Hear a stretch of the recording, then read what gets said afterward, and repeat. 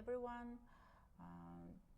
I'm a senior teacher of the department Modern Languages and the Translation Studies, Kaldybekkyzy and we are going to talk about today the John Milton life, work, and John Milton's literature. The plan of our lecture follows Milton's life, education, politics, and religion. The second part will be about his masterpiece, Paradise Lost, its structure, themes, and literary significance. Third part of our lecture will be about John Milton's influences on English literature and the Romantic movement. And the last part will be about the translating Milton's preserving poetic style and the biblical references. John Milton was born in December 9, 1608, in London, England, and died November 8, 1674, in London, England. John Milton was an English poet, pamphleteer, and historian, considered the most significant English author after William Shakespeare. Milton is best known for his masterpiece, Paradise Lost, widely regarded as the greatest epic poem in English. Milton's paternal grandfather, Richard, was a staunch Roman Catholic who expelled his son, John, the poet's father, from the family home in Oxfordshire for reading an English Bible. Banished and disinherited, Milton's father established in London a business as a scrivener, preparing documents for legal transactions. He was also the moneylender, and he negotiated with creditors to arrange for loans on behalf of his clients. The elder John Milton, who fostered cultural interest as a musician and composer, enrolled his son John at St. Paul's School, where Milton was privately tutored by Thomas Young, a Scottish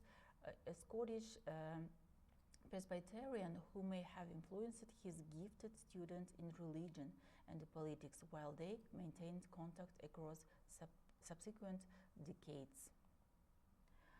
In 1629, Milton was awarded a Bachelor of Arts degree, and in 1632 he received a Master of Arts degree. In 1632, after 7 years at Cambridge, Milton returned to his family home in Hammersmith on the outskirts of London. Milton spent there approximately 6 years, and he was fully supported by his father. He was searching the ideas. He was in studious retirement in the hometown. Paradise Lost, the epic poem in blank verse, one of the late works by John Milton, originally issued in 10 books in 1667. Abandoning his earlier plan to compose an epic on Arthur, Milton instead turned to biblical subject matter and to a Christian idea of heroism. In Paradise Lost, first published in 10 books in 1667 and then in 12 books in 1674, at a length of almost 11,000 lines, Milton observed but adopted a number of the classical epic conventions that distinguish works such as Homer's Iliad and the Odyssey and Virgil's Aeneid. Many scholars consider the Paradise Lost to be one of the greatest poems in the English language. It tells the biblical story of fall of grace of Adam and Eve in a language that is supreme achievement of rhythm and sound. The 12-book structure, the technique of beginning in media res, the invocation of the muse, and the use of the epic question are all classically inspired. The subject matter, however, is distinctly Christian. John Milton was one of the most influential poets in the English literature, renowned for his epic Paradise Lost, his profound theological and political writings, and his advocacy for freedom thoughts.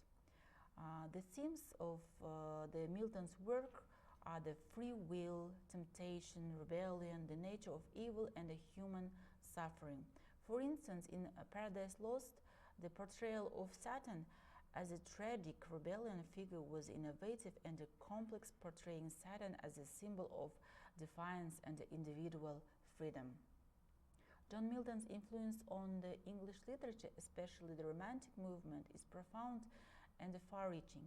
His exploration of rebellion, individual liberty, and the tension between good and evil offered Romantic poets a rich source of inspiration. Translating John Milton's works, particularly Paradise Lost and his other poetry, is a challenging task that requires balanced poetic style, biblical references, and a historical context, and here is how to approach it. Milton's poetry is known for its blank verse, idest unrhymed iambic pentameter, long Latinate syntax, and epic tone.